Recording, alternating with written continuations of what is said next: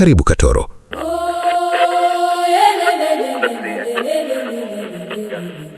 Karibu kwenye mji wa fursa, mji wa ukarimu, mji wa maendeleo. Katoro inakukaribisha kwa mikono miwili, na ukiifikia mara moja, moyo wako utatamani kurudi tena.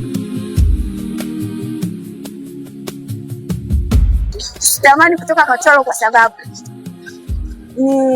ni mji ambao unanifanya napata kile ninachohitaji kwa wakati. Kwa mfano, kama ninapokuja hapa kwenye kazi yangu ni ndogo, lakini ni kazi ambayo inanipatia kile ninachohitaji. Kwa hiyo sijawahi kutamani au kufikiria kuhama Katoro. Kuna miji unafika na kupita, lakini kuna mingine unatamani kubaki. Katoro ni mmoja wa miji hiyo.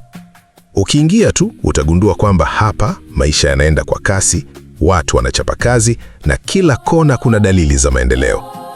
Asubuhi za Katoro zinaanza mapema, maduka yanafunguliwa, masoko yanachangamka, pikipiki na magari yanapita, huku kila mmoja akiwa katika harakati za kutafuta riziki. Kama wahenga walivyosema, asiyefanya kazi na asile.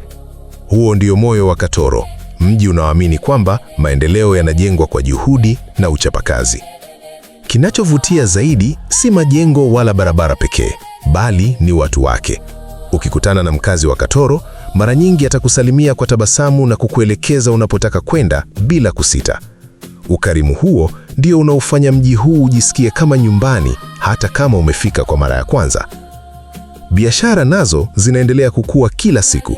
Wafanyabiashara wadogo na wakubwa wanatafuta fursa, wakulima huleta mazao yao sokoni na wanunuzi hupata bidhaa wanazohitaji kwa urahisi. Hapa ndipo msemo wa kidogo kidogo hujaza kibaba unapopata maana, kwa sababu wengi wameanza na mtaji mdogo, lakini leo wanaendesha biashara zinazowapa maisha mazuri. Katoro ni mji wa biashara, kwa sitamani kuhama kabisa. Yaani Katoro hapa ndo nimefika. Stoki kama biashara imechangamka, naenda wapi? Lakini Katoro si biashara pekee.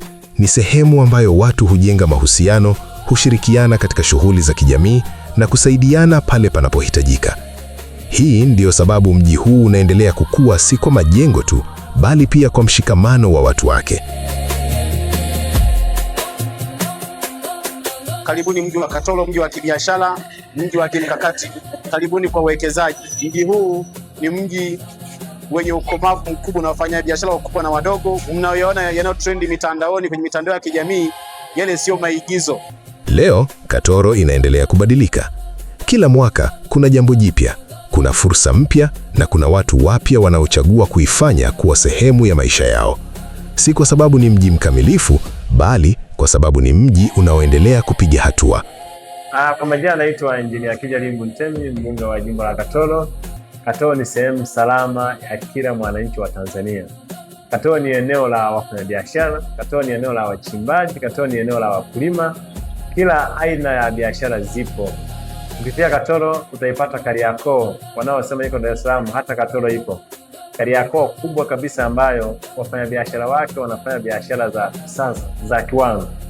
Kwa hiyo Katoro sio sehemu ya lemama, sehemu ya watu wanaofanya kazi, wanaofanya biashara na wanaojitafutia kipato kwa namna ya haki na halali. Tuwakaribisheni sana wote muweze kufika Katoro. Mimi mbunge wa jimbo la Katoro na wakaribisha sana Katoro. Mungu awabariki sana, asanteni sana. Karibu Katoro.